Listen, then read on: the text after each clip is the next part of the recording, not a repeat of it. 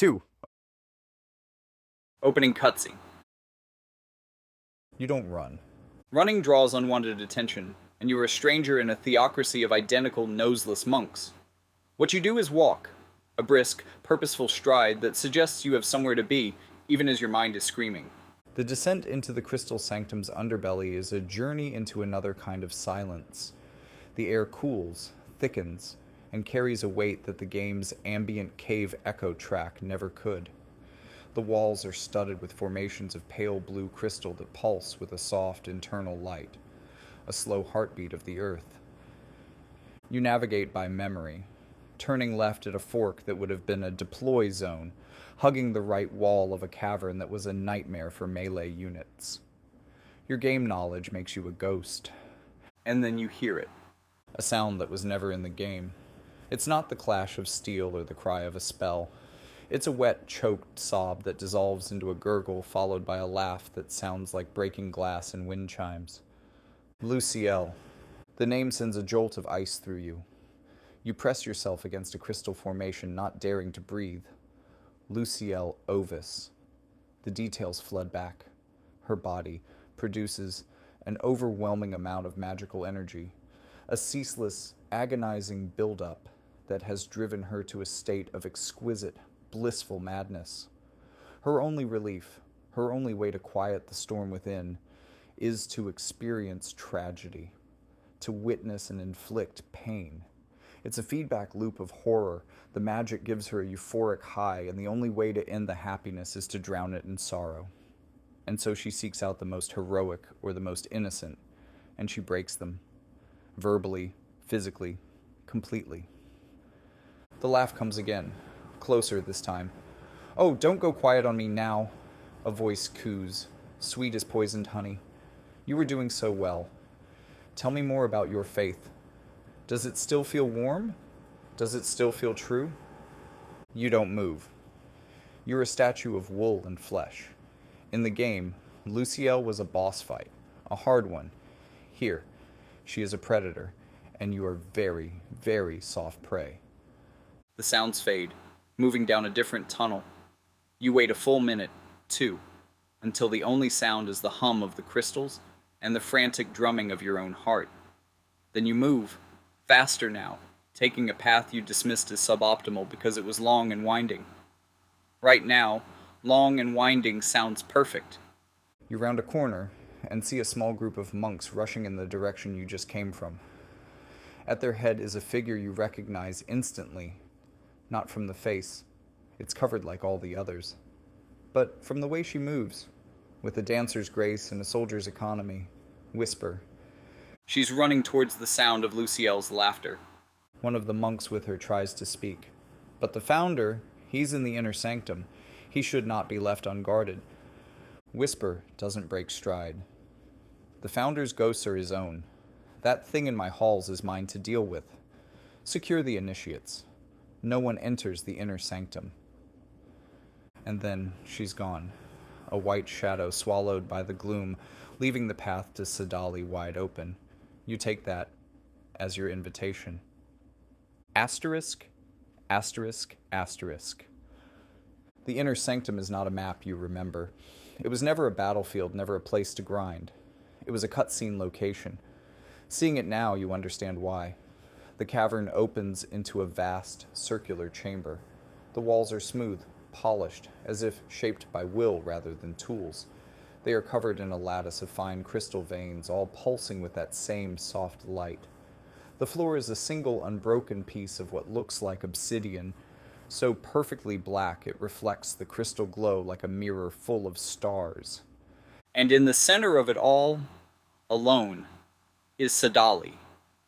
He's on his knees. Before him is the reason. A massive pillar of pure, unblemished crystal. It rises from the floor like a frozen waterfall, and suspended within its core is a figure. Exia. Sadali's shoulders shake with silent sobs. In one hand, he clutches a small, unadorned dagger. In the other, he holds a crystal that glows with a different light, warmer, more golden, pulsing with a frantic, living energy. You know what it is. It's the crystal Exia poured her soul into, the one Sadali has carried for centuries, waiting for this moment. You take a silent step forward, and the world shifts. It's as if a lens has been placed over your vision. Your perspective pulls back, just slightly. You are no longer looking from your eyes, but at the scene. You are a witness, not a participant. The game's HUD flickers at the edge of your vision, a faint, translucent suggestion of a skip button in the top right, a barely there title card fading in at the bottom of your field of view. The rebirth of Exia. The scripted nature of the moment settles over you like a shroud. It's a straitjacket made of narrative. You can't move. You can't speak. You're not meant to. This is a cutscene. The game is telling a story, and for the first time since you woke up in this world, you are not the one playing it. You are just watching. Sadali raises the dagger. His voice, when it comes, is a broken whisper raw with centuries of grief. Exia, my love, I have waited so long. I have done such terrible things. Please, come back to me. He brings the dagger down, touching its tip to the glowing soul crystal. There is no flash of light, no triumphant orchestral swell. Instead, the crystal in his hand simply dims. Its golden light flows like liquid down the blade of the dagger across his hand and into the pillar. The vast crystal containing Exia's body begins to glow, slowly at first, then brighter, the light pulsing in rhythm with a heartbeat that isn't yours. The figure within the crystal stirs. Exia's eyelids flutter open, And the cutscene, with a final, gentle fade to black, ends. The lens over your vision vanishes. You're back in your body, the cold of the obsidian floor biting into your bare feet. You can move. You can speak. You are no longer a witness to a story. You are an intruder in a sacred moment. Sadali is weeping, his forehead pressed against the crystal pillar. He hasn't seen you. He is a man who has just moved heaven and earth, and for this one fragile moment, he is utterly, completely vulnerable. Asterisk. Asterisk. Asterisk. You don't move. The cutscene has released you, the invisible lens retracting and leaving you fully present in your own skin again. The hum of the crystals is like a thrumming pressure against your chest. You press yourself deeper into the shadows behind a carved stone pillar instead. These are the two most powerful mages in the game. The thought isn't dramatic, it's clinical. A tactical assessment from the same part of your brain that used to calculate arena matchups at 2 a.m., running damage formulas and speed tiers while the rest of the world slept. Sadali, Christhea, Exia. In the PvP meta, they were monsters. Not individually, though each was formidable, but together. The synergy was the thing. Sadali's overwhelming magical pressure combined with Exia's healing and support capabilities created a core that could outlast almost anything. And then you'd add an evasion character, a slippery, untouchable third unit that the enemy couldn't pin down while the two mages rained hell from the backline. You remember facing that comp in the arena. You remember losing to it more often than you won. Your focus drifts to their wrists, the bracers. You can see them now, gleaming faintly in the crystal light. Elegant, understated. Nothing like the gaudy accessories the game's art sometimes favored. But you know what they are. You've read their item descriptions, calculated their stats, factored them into countless theory crafting sessions. Functionally immortal. The bracers don't make them invincible. Nothing in War of the Visions was truly invincible. There was always a counter, always an economic solution if you understood the systems deeply enough. But they come close. Damage mitigation, regeneration. A connection to the same source of power that Ashenmont tapped into, channeled through more controlled means. Sadali and Exia, we're the only two that exist in this world. I could become immortal if I stole that kit from them. The thought surfaces and you don't push it away. You examine it, the way you used to examine unit builds and team compositions. Not a plan. Just acknowledging what's in the room. The bracers are there. They exist. And you have an inventory system that no one in this world understands. A void that swallows objects and holds them in a space between spaces. You are a peasant in wool clothes with no shoes and no nose. But you are also the only person in Ardra who can make something simply disappear. Your gaze shifts. The dagger. Sadali dropped it when Exia stirred. It lies on the obsidian floor near his knee, unadorned, unremarkable, the blade still faintly warm with the light it channeled. You know this weapon. Not from stats, it was never a playable item, but from lore. It can remove a person's soul. Temporarily. A brief severance of consciousness from flesh. In the game's story, it was a plot device. A key that unlocked exactly one door and was then discarded. Sadali doesn't care about it anymore. It has served its purpose. He came here to bring Exia back, and the dagger was just the tool. In the story you remember, he leaves it behind. It's never mentioned again. But it could be. You could slip it into your inventory. He wouldn't even notice. He's about to have much bigger problems. Asterisk. Asterisk. Asterisk. The argument begins before Exia's feet touch the ground. She emerges from the crystal pillar like a swimmer breaking the surface of still water.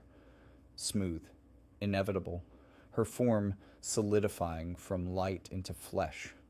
Her robes settle around her.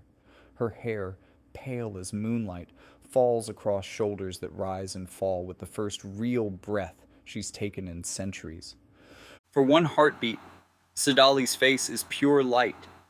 Hope. Relief. The expression of a man who has carried a mountain across an ocean and finally set it down. Then Exia opens her eyes and the light in his face dies. You. The word is a blade. Not loud. Not dramatic. Just cold and sharp and absolutely devastating. Sadali flinches as if struck. Exia! You did this. Her voice doesn't waver. She has been watching. You understand this now, the full horror of it settling into your bones. Trapped in that crystal, her soul powering Gilgamesh's time loop, she wasn't asleep. She wasn't dreaming. She was aware. For hundreds of years across countless resets, she has watched Sadali's descent. Every manipulation, every war he orchestrated, every life he spent like currency in his desperate, obsessive quest to bring her back. She saw it all. I gave my life to seal the realm's scourge. She takes a step toward him, and Sadali, the founder of the Crystal Sanctum, the master manipulator who plunged a continent into war, scrambles backward on his hands and knees. I poured my soul into that crystal, so that thing would never threaten this world again. And what did you do? Please. You freed it. Her voice cracks on the word, and that's worse than the coldness. The coldness was armor. The crack is the wound beneath. You woke it up! You... She presses a hand to her mouth, her whole body trembling. I gave everything, Sadali. Everything I was. Everything I could ever be. And you threw it away because you couldn't bear to be alone. He's weeping now, ugly and broken, his face a ruin of grief. I couldn't go on without you. I tried. I tried for so long, but Weak. The word hits him like a slap across the face. His head snaps back. Weak, she repeats, and now the coldness is back, harder and crueler than before. You were always weak. I told myself it was sensitivity, depth of feeling. I told myself it was what I loved about you. She laughs, and there's no humor in it. I was wrong. It was just weakness. Cowardice dressed up as devotion. Exia, please. I only wanted... You wanted me, not the world, not the people in it, not the future I died to protect. Just me. Your comfort. Your happiness. She gestures at the chamber, at the sanctum above, at the continent beyond. And look what it cost. Look what your wanting has done. Sadali says nothing. He can't. He's a man drowning, and she's holding his head under. I watched you, she says, quieter now, almost gentle. which makes it so much worse. Every time you told yourself the ends justified the means, every time you sacrificed someone else's happiness for your own, every time you looked at the chaos you were causing and called it necessary, I was watching, I was screaming, and you couldn't hear me. She turns away. I should have let you die in that battle. I should have let the realm's scourge take you and save the world with your death instead of my life. At least, then you would have died a hero, and I wouldn't have had to watch you become this. She walks toward the entrance. Her footsteps are silent on the obsidian floor. Sadali reaches for her. Wait. Don't. She doesn't turn around. Don't follow me. Don't speak to me. Don't look for me. I need to find Gilgamesh. I need to understand how much damage you've done. And I need to be as far away from you as possible while I figure out if there's any way to fix it. She pauses at the threshold. I loved you, she says, and her voice finally breaks. I loved you so much that I gave up everything, and you made it mean nothing. She leaves.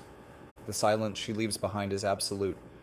Sadali kneels on the obsidian floor, his hands empty, his face blank with a grief too vast for expression. The dagger lies near his knee, forgotten. The bracers gleam on his wrists, their power useless against this particular wound. You stay hidden behind the pillar, trying not to make even the smallest sound. I could take the dagger right now. He wouldn't even notice. He's not here. He's somewhere back in time, reliving every moment she just used to destroy him. You don't move. Not yet. But you're thinking about bracers and daggers and inventory slots. About a man who just lost everything and might not notice if a few small things went missing. About a woman who called him weak for loving her too much and who is walking toward a future you know ends with her sacrifice. She's going to give her life again. To fix what he broke. And he's going to have to watch. You know this. You've seen the shape of the story that was never finished. The pieces are all there, scattered across your memory like a puzzle missing its final image. The difference is, this time, you're inside the puzzle. And you have an inventory system no one else can see. Slowly, carefully, you begin to edge out from behind the pillar. Sadali hasn't moved. He couldn't look away from the empty crystal pillar, his face a mask of devastation. His whole body had gone still, anchored to that single point. You creep towards the desk for cover. He doesn't notice you at all.